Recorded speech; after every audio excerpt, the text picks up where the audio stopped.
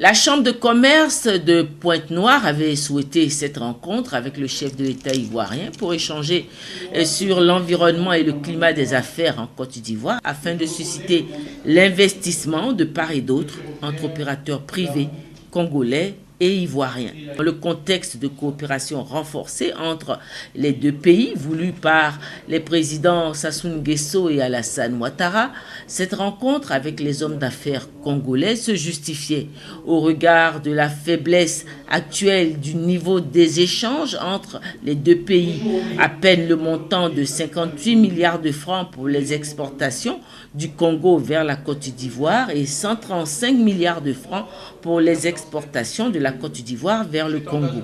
Un film institutionnel confectionné par le CEPICI, le Centre de promotion des investissements en Côte d'Ivoire, a présenté à l'assistance la relance de l'économie ivoirienne, une entrée en matière.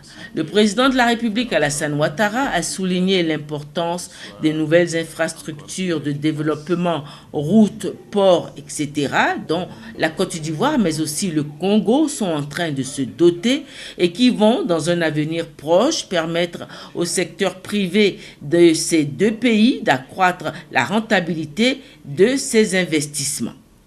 Il a aussi souligné le rôle moteur des grands projets intégrateurs dont les financements sont déjà avancés pour leur réalisation, à savoir l'autoroute Abidjan-Lagos, l'autoroute Yamoussoukro-Burkina, pour l'accroissement des affaires entre pays de la région ouest africaine, mais aussi avec les pays de l'Afrique centrale.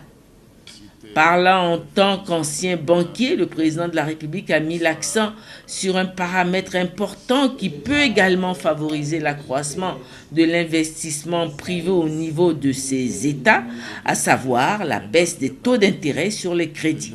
Nous demandons aussi aux banques de faire des efforts pour baisser les taux d'intérêt.